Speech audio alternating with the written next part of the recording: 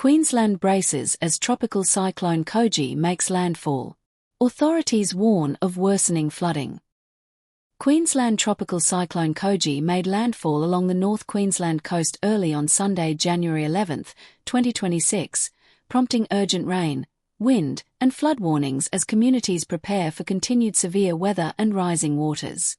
The Bureau of Meteorology, BOM, confirmed that Koji crossed the coast between Ayr and Bowen as a Category 1 system before quickly weakening to a tropical low, but not before delivering heavy rainfall and damaging winds to the region. Heavy rain, flood warnings, and community response.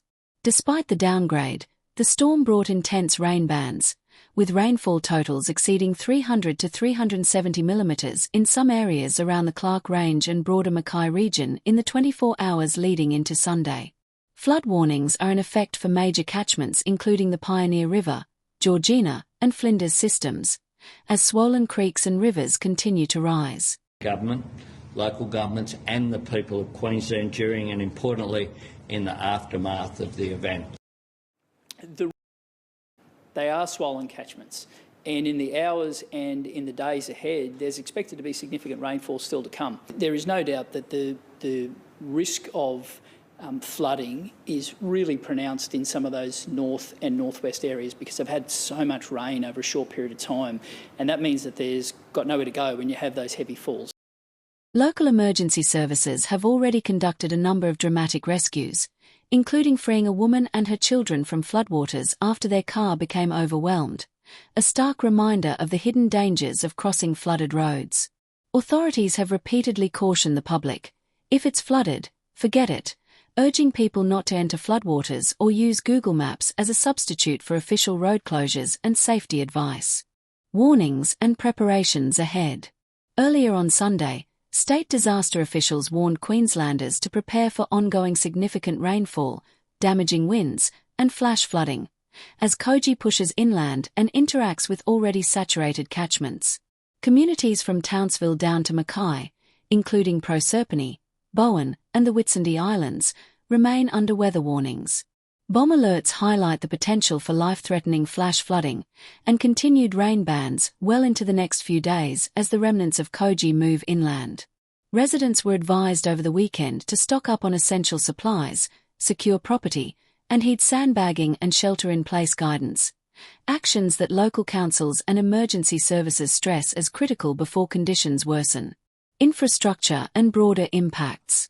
The storm has disrupted transport and power infrastructure, with airports in Proserpine and Mackay temporarily closed and tens of thousands of homes initially losing electricity as winds and rain battered the coast. Federal assistance has also been mobilised for affected local government areas, and authorities are beginning damage assessments, including reported livestock losses on flood-affected properties. As Koji weakens further over land, the rain threat is not over. Meteorologists warn that inland districts may also experience intense rainfall and flash flooding as the system tracks westward. Residents are urged to follow emergency updates, exercise caution on roads, and remain vigilant as Queensland continues to deal with the impacts of the cyclone and heavy rains. To prepare as strong winds could knock down trees and power lines and lift anything not tied down. Despite being downgraded, the system is still expected to bring dangerously heavy rainfall. At this stage, we're seeing that rain result in some localised flooding around our creek areas. We have the Bruce Highway cut just north of Bowen at an area called Peters Flat. And really, probably our main concerns at the moment are around our main river systems there. They are expected to reach moderate flood levels, and really, we don't want to see too much more rain, otherwise it could exacerbate that issue. Residents are urged to follow emergency updates, exercise caution on roads, and remain vigilant as Queensland continues to deal with the impacts of the cyclone and heavy rains. Queensland Premier David Crisafulli said the state has been preparing for this season's extreme weather, highlighting coordinated disaster responses and encouraging residents to follow official updates and safety instructions. Flooding. They are swollen catchments, and in the hours and in the days ahead there's expected to be significant rainfall still to come. There is no doubt that the risk of flooding is really pronounced in some of those north and northwest areas because they've had so much rain over a short period of time, and that means that there's got nowhere to go when you have those heavy falls. So that remains our really big focus. But as the system tracks south, or indeed as it starts heading west, people just need to stay up to date with that information, and they'll handle it as they often do.